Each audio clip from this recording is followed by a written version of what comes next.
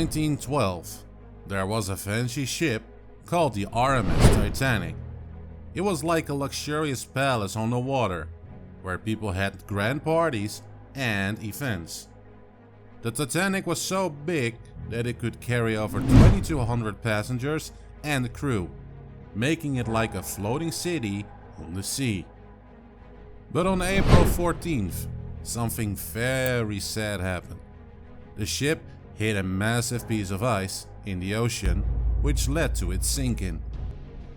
This tragic event resulted in the loss of more than 1,500 lives, making it the deadliest sinking of a single ship up to that time. It remains the deadliest peacetime sinking of an ocean liner or cruise ship. While some managed to get into the lifeboats and survived, many others did not. The ship continued to sink throughout the day and eventually disappeared beneath the icy waters on April 15th. Among the passengers were some really rich and famous people, such as John Jacob Astor IV, who tragically lost his life while trying to save his pregnant wife. Even after more than 100 years, this tragedy of the Titanic, a magnificent ship of luxury and dreams that met its end on the icy waters of the North Atlantic, continues to captivate people all around the world. This is the story of the Titanic and its luxury. Chapter 1. The birth of the Titanic. In the early 20th century, a famous ship company known as the White Star Line was in an intense competition with a powerful rival, Cunard. This competition ignited a race to construct the finest and most luxurious ships of that era, and it gave birth to the RMS Titanic. But let's go back in time to a place called Belfast in Ireland. There was a company called Harland and Wolff, experts in shipbuilding. They had a special friendship with the White Star Line dating back to 1867. However, the world of ocean travel was changing. The White Star Line faced strong competition, especially from Cunard, which had super fast ships. To stay ahead, the head of the White Star Line, Mr. J. Bruce Ismay, and a wealthy American named Mr. J.P. Morgan had a conversation in 1907. They decided to build 3 enormous ships that would outshine any others. These ships were named RMS Olympic, RMS Titanic, and HMHS Britannic. These incredible ships were designed to compete with Cunard and dominate the route from Southampton to New York. They could make the journey every week with just 3 ships, instead of 4 older ones. The shipbuilding experts at Harland and Wolff were given the monumental task of constructing these giants. They had the freedom to design the ships without worrying too much about the cost. Some brilliant individuals oversaw the ship designs, such as Lord Peary, Thomas Andrews, Edward Wilding, and Alexander Carlisle. They ensured that the ships not only looked magnificent, but were also incredibly safe. In July 1908, Harland and Wolff presented their ship plans to Mr. Ismay and other White Star Line leaders. They were impressed with the designs and enthusiastically said, "Let's start building these amazing ships." The first one was called the Olympics, and the next one was Titanic. It marked the thrilling beginning of these famous ships. Now fast forward to March 1909, and the dream was starting to take shape. Construction began on the RMS Titanic at the renowned Harland and Wolff shipyard in Belfast. It took 2 long years to build this massive ship, which stretched over 882 feet in length and weighed a jaw-dropping 46,328 tons.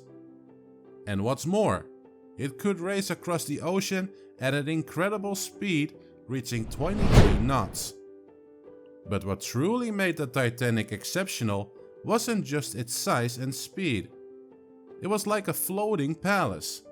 It boasted a gym, a squash court, and even a swimming pool on board. And the dining experience was fit for kings and queens. In the early 1900s, people were obsessed with creating things that were large and incredible. They marveled at new inventions and relished the luxury they offered.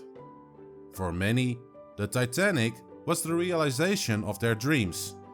The construction and launch of the Titanic demonstrated what humans could achieve with their grand ideas and boundless creativity. Did you enjoy this video so far? Well, hold on, because the story is about to become even more exciting. Make sure to click the subscribe button so you won't miss any of our future amazing videos. And if you like what you're seeing right now, don't forget to show your support by giving this video a thumbs up. Chapter 2. Inside the Titanic. Especially the fancy stuff, first class accommodations were like stepping into a super fancy hotel. The rooms were beautifully designed, with comfy beds, making you feel like you were in a luxurious apartment. Dining in first class was an exquisite experience, akin to eating at the fanciest restaurant imaginable. The food was delightful, featuring mouth-watering dishes like seafood and delectable desserts, all served in a grand dining room that felt like a top-tier restaurant. Moreover, first-class passengers had a plethora of entertaining activities at their disposal. They could work out in a well-equipped gym, engage in games like squash, or take a refreshing dip in a splendid pool. Evenings were filled with enchanting concerts and enjoyable card games in elegant lounges. On the other hand, the second-class rooms were good, but not as fancy as the first-class ones. Meanwhile, steerage passengers had simpler rooms, resembling dormitories, and they shared a large dining area. The Titanic was equipped with a fascinating gadget known as the Marconi wireless telegraphy, a communication marvel of its time, allowing people on the ship to exchange messages with other ships or distant lands. And when it came to safety, the Titanic had various features designed to prevent it from sinking. However, some of these safety measures fell short of expectations. For instance, the walls meant to keep water out were not sufficiently high, which allowed water to spill over from one compartment to another. The ship's interior was lavishly decorated with beautiful art and fancy woodwork, resembling a grand shopping mall filled with expensive clothes and jewelry. It truly was a luxurious experience for the wealthy passengers aboard the Titanic. Chapter 3. Setting Sail. The Maiden Voyage. The RMS Titanic started its historic journey from Southampton, England on April 10th, 1912. It was a remarkable day, filled with excitement and anticipation. Thousands of people gathered to see this magnificent ship off on its maiden voyage. The Titanic had several planned stops on its voyage. After leaving Southampton, it made its way to Cherbourg, France, where it stopped on April 10th, 1912. The same day, it departed from England. Here, more passengers joined the already diverse group on board. Next, the Titanic sailed to Queenstown, Ireland, which is now known as Cobb. It arrived there on April 11th, 1912. This was its last port of call before heading across the vast Atlantic Ocean towards its final destination, New York City. What made the Titanic's journey even more captivating were the notable passengers and crew members on board. Among them were some of the most powerful and affluent individuals of that time. Notable passengers included financier John Jacob Astor IV, who was traveling with his pregnant wife, Madeline, and Isidore Strauss, the co-owner of Macy's department store, and his wife Ida. These individuals were traveling in a lap of luxury on the Titanic. The ship also carried a dedicated crew, including Captain Edward Smith, who was in charge of the ship's maiden voyage. Chapter 4. The tragic night, collision, chaos, and sinking into the abyss. As the Titanic left each of these ports behind, it sailed across the cold waters of the North Atlantic, getting closer to its destination. On April 14th, 1912, the people on board were having a good time. However, the joy turned into terror when suddenly the Titanic struck a huge iceberg. This iceberg was like a hidden frozen mountain lurking beneath the water, and it caused a gaping hole in the side of the ship. The ship's hull was severely damaged. As soon as they realized what had happened, the crew sprang into action. They knew they had to act fast to save many lives as possible.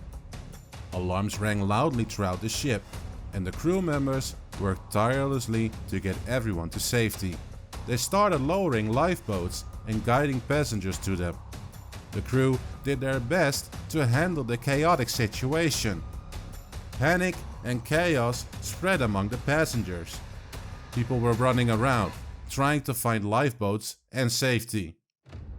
It was a very dark and frightening night, and passengers didn't know what to do. They were desperately searching for a way to survive. Even during this chaos and fear, some passengers and crew members showed incredible heroism. They helped others find lifeboats and kept their composure when things seemed dire. Some crew members stayed behind to make sure as many passengers as possible were safe. These acts of bravery were remarkable, but couldn't prevent the tragedy that unfolded. On April 15, 1912, the Titanic, that once grand ship, could no longer stay afloat and sank beneath the icy waters of the North Atlantic. It was a heartbreaking night in history, and over 1,500 lives were lost. The memory of this tragedy serves as a reminder of bravery, sacrifice, and the need for safety at sea. Chapter 5. Aftermath and Investigations. After the Titanic tragedy, there was a lot of activity and investigation into what had happened. First, let's talk about the rescue efforts. The ship, RMS Carpathia, was the hero in this story. It took 3 long days for the Carpathia to reach New York after leaving the disastrous scene. They faced many challenges, like a pack of ice, fog, thunderstorms, and rough seas. Despite these obstacles, Carpathia managed to get a message out to the world about the disaster through wireless communication. At first, the news was confusing, with some incorrect reports saying the Titanic was being towed to safety. Eventually, the truth came out that the Titanic had been lost and most of the people on board had perished. This news brought immense grief and mourning worldwide. People in cities like London, New York, Montreal, Southampton, Liverpool, and Belfast gathered at the White Star Line's offices, hoping for any information about their loved ones. The people of Southampton, where many of the crew members came from, suffered greatly, with 4 out of every 5 crew members being from that town. Carpathia finally arrived in New York on April 18, 1912 at Pier 54, where around 40,000 people were waiting in heavy rain to welcome the survivors. Various relief organizations, such as the Women's Relief Committee and the Council of Jewish Women, provided immediate assistance, including clothing and transportation to shelters. However, Many survivors didn't stay in New York for long. Some went straight to their relatives' homes, while wealthier survivors chartered private trains, and even the Pennsylvania Railroad offered a free special train to take survivors to Philadelphia. Titanic's surviving crew members were accommodated on another ship, SS Lapland. When the Carpathia ship arrived in New York, it created a lot of excitement among the media. Newspapers were eager to report the survivors' stories. Some reporters even bribed their way onto the pilot boat New York, which guided Carpathia into the harbor. It took 4 more days to compile a complete list of casualties, which added to the agony of relatives waiting for the news. In terms of insurance and aid, the Titanic and her sister ship Olympic were insured through Lloyd's of London and London Marine Insurance. These policies covered each ship for $1 million per ship. The insurance companies paid the full amount to the White Star Line within 30 days. Many charitable organizations were set up to assist survivors and their families. Funds were raised to support those who lost the sole wage earners in their families, or everything they owned. In the United States, opera stars like Enrico Caruso and Mary Garden organized benefit concerts raising money for the disaster's victims. In Britain, relief funds were organized for the families of the Titanic's lost crew members, raising nearly £450,000. Survivors and victims were affected in various ways. The number of casualties remains uncertain due to factors like confusion over the passenger list and people traveling under aliases. Estimates put the death toll between 1,490 and 1,635 people. The icy water temperature played a significant role in the tragedy, causing the rapid death of many passengers who ended up in the ocean. The cold water was a critical factor, leading to the death of many in just a few minutes. Survival rates varied greatly depending on class, age and gender. First-class passengers had a much higher survival rate compared to third-class passengers. Women and children from the first and second classes had higher survival rates, while men from the first class died at a higher rate than women from the third class. Several investigations were conducted to understand what had happened and prevent future disasters. The US. The Senate held an inquiry that began on April 19, 1912, while the British Board of Trade held its inquiry from May 2nd to July 3rd. Both inquiries reached similar conclusions, including the need for better regulations on lifeboat numbers, proper lifeboat drills, and 24/7 wireless communication on passenger ships. The inquiries did not find negligence by the White Star Line, but recommended significant changes in maritime regulations to enhance safety. This included increasing the number of lifeboats, improving lifeboat drills, and ensuring round-the-clock operation of wireless equipment on passenger ships. The International Ice Patrol was established to monitor icebergs in the North Atlantic, and these safety regulations are still in place today. One controversial issue during the inquiries was the role of the SS Californian, a ship that was near the Titanic but didn't respond to its distress signals. The actions of the Californians were criticized, and it was believed that they could have saved more lives if they had acted differently. Unfortunately, this did not happen. Chapter 6: Legacy. The Titanic disaster had a big impact on how ships were made safer. They made new rules to ensure that ships had enough lifeboats for everyone and that people practiced using them. They also made laws to have working radios on ships all the time, so they could call for help. They even made a group to watch out for icebergs in the ocean. People also made movies, books and songs about the Titanic. It's a famous story that many people find interesting. There are museums with things from the Titanic, and it's still important to many people. In the place where they built the Titanic, they made a special museum to remember it. It's a popular place for tourists and makes it the people there proud.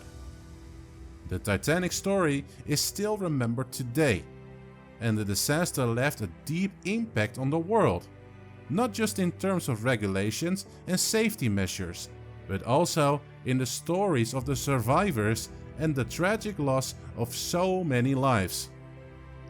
What are your thoughts of this tragedy? Let us know down in the comment section below. And if you like this video, please give it a thumbs up and subscribe to our channel for more stories like this one. Thank you for watching and see you next time.